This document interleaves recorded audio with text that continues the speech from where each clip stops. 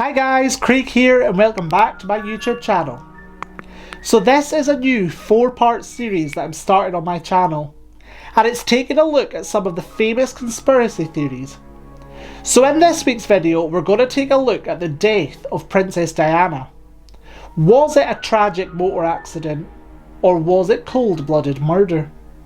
As always guys, if you like true crime content, please smash that like button and subscribe to the channel. And hit that bell icon to be notified every time I upload a new video. And as always guys, these videos are made for educational purposes only, and to create a talking point around a certain topic. I never mean any disrespect to the victims or to their family members. But now that we have that out of the way, let's get into today's video.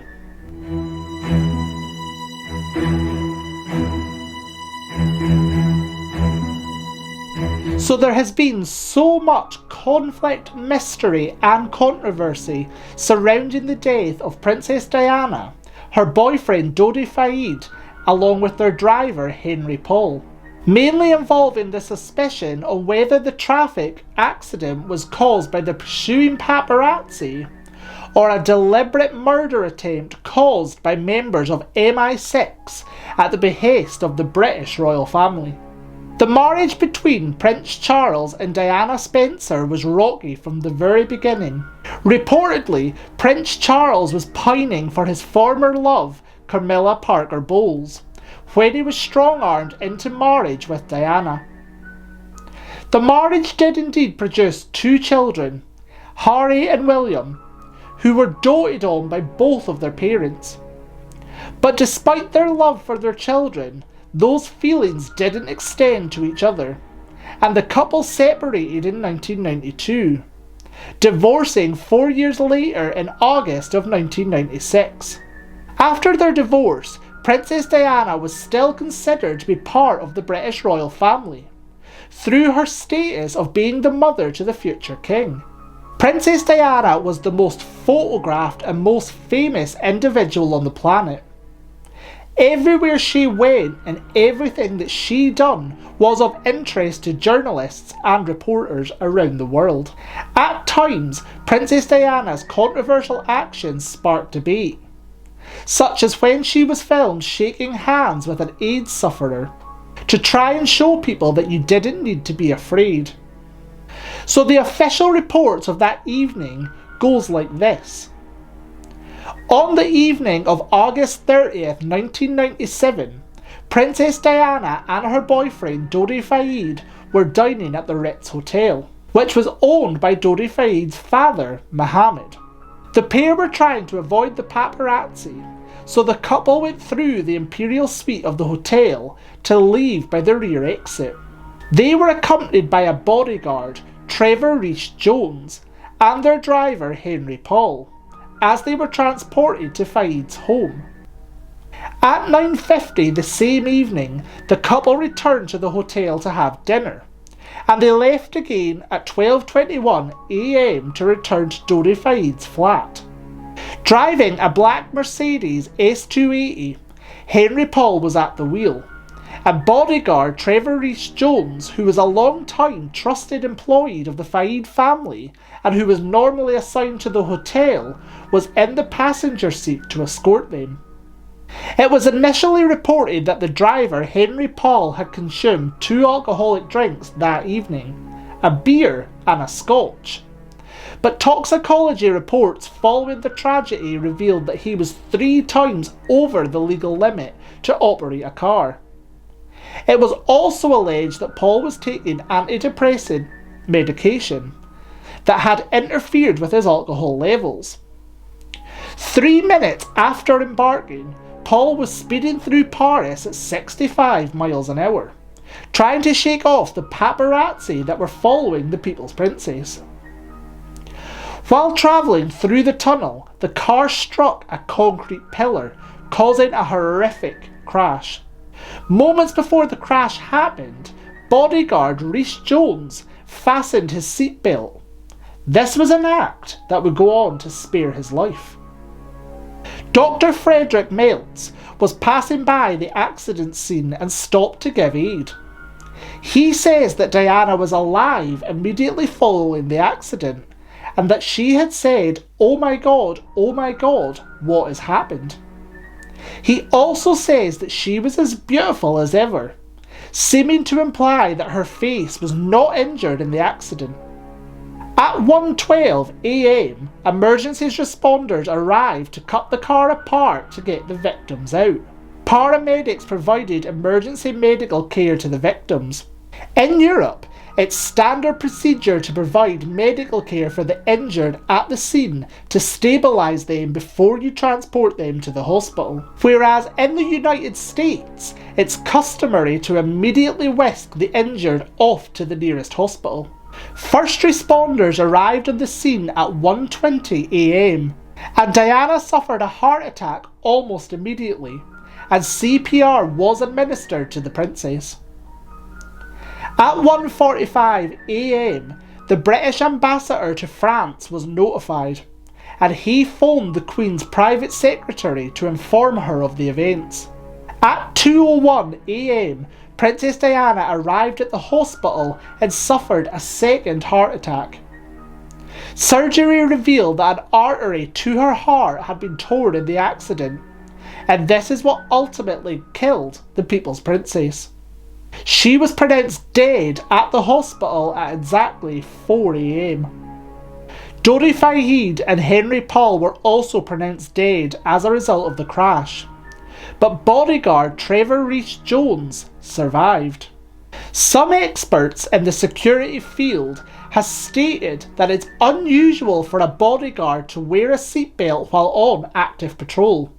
This is weird because the individual needs to be free to move around and have unrestricted movement. So why did Henry Paul fasten his seatbelts just seconds before the accident?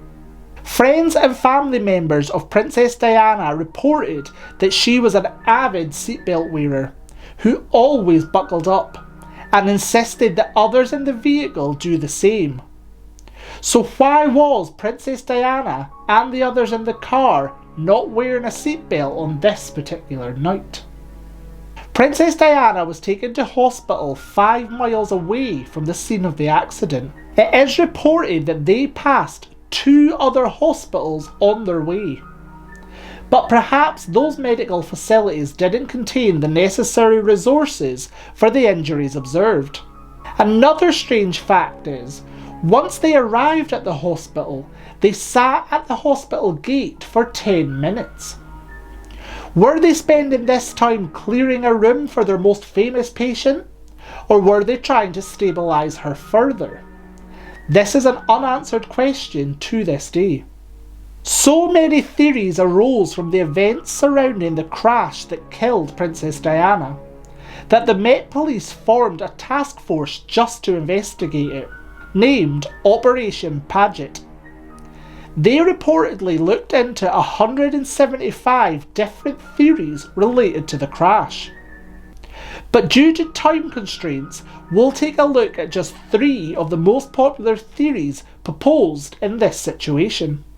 So one of the most popular conspiracy theories was that Princess Diana was pregnant.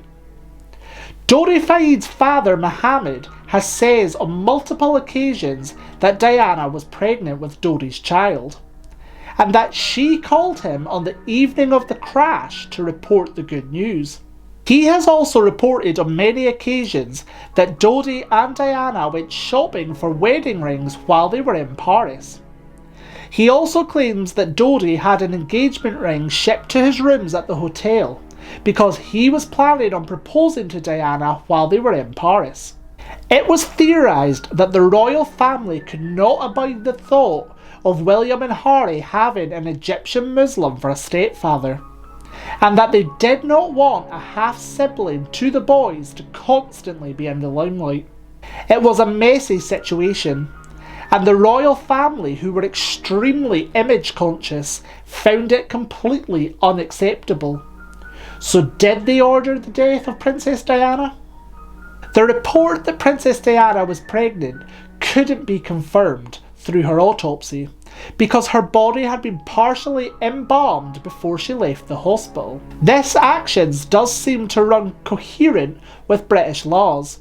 But during Operation Paget, tests performed on Diana's blood, which was collected from the car, were negative for the presence of hormones indicated in pregnant females. Apparently, Princess Diana told family members that she had a big surprise that she would be announcing very soon. Some claim that some photos taken while the couple were in France shows Princess Diana with a baby bump, while others believe that those photos were taken at an unflattering angle. Dr. Elizabeth Dion, a doctor who claims she was pregnant during Princess Diana's stay in hospital, says that she personally witnessed the fetus that Diana was carrying, and that she can confirm that the People's Princess was indeed pregnant at the time of her death. It was reported that Princess Diana believed that something bad was going to happen to her at the hands of her ex-husband, to clear the way for him to marry Camilla Parker Bowles. Princess Diana's former butler, Paul Burrell, says that he was given a letter by Diana, who told him to keep it in a safe place in case something happened to her. The letter said, in part, "I'm sitting here today at my desk in October, longing for someone to hug me and to encourage me to keep my head held high. This particular phase in my life is the most dangerous. My husband is planning an accident for me in my car, brake failure and head injury, to make the path clear for him to marry Camilla." Some people claim that Paul Burrell had an uncanny knack for recreating Princess Diana's handwriting. Experts who were assigned to examine the letter's authenticity, however, says that the results were inconclusive, meaning that they weren't able to rule it one way or another. But it has been alleged that they refused to provide an opinion out of fear of reprisals from MI6, a branch of the British military intelligence. It was confirmed though that Princess Diana did seem to be afraid about something going wrong in her car, and maybe causing an accident. She frequently asked her driver Henry Paul to check on various components of the car, such as the brakes and parts of the interior, like underneath the floorboards and mats. She always had him looking for wires that didn't belong there. Paul Burrell also went to the hospital to pay his respects to Diana, and he was given a bag containing the princess's clothing that she had been wearing on that night. He says that the clothes were so soaked in blood that he couldn't tell that there were clothes inside. To him, it looked like he was handed a bag of blood. But if Princess Diana died from internal injuries such as a torn heart artery, what caused her clothes to be so blood-soaked? Some people have suggested that something sinister happened to Princess Diana in the ambulance, and that the blood-soaked clothing may support this conclusion.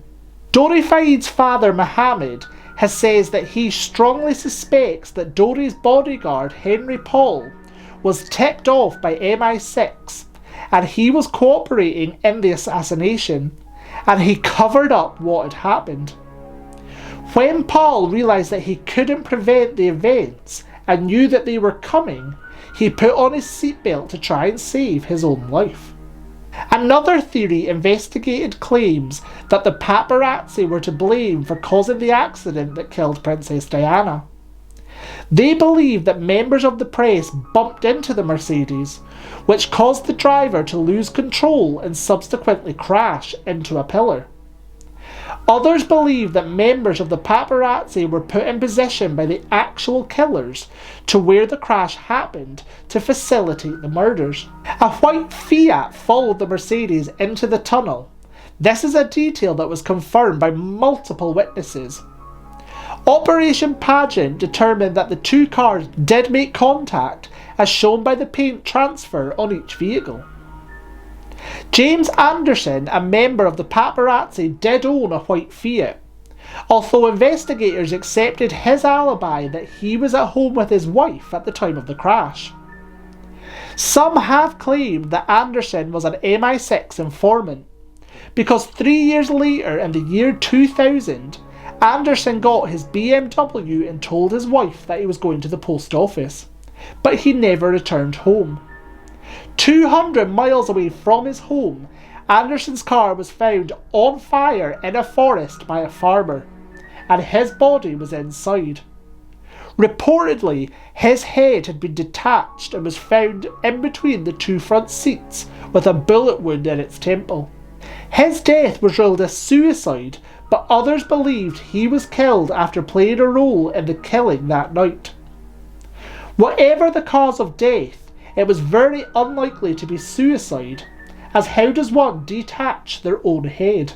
Any time someone as respected and well loved as Princess Diana dies, there's going to be suspicion and conspiracy theories flying about left, right and centre. But in this case, the unanswered questions and controversies may indicate foul play.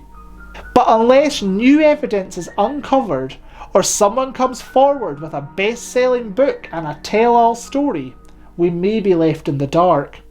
Princess Diana was truly an exceptional woman and is still sorely missed to this day, especially in a time when someone of her character could be needed as an example to shine through the darkness that we're currently facing. Princess Diana was, and will always be, the people's princess. So guys, that was our first episode of our conspiracy theories series. What do you guys think happened to Princess Diana? Let me know in the comment section below, because I know people have strong opinions on this one. And as always, if you enjoyed this video, smash that like button and subscribe to the channel. And make sure that you hit that bell icon so you never miss another upload. And I will see you all next time. So take care. Bye!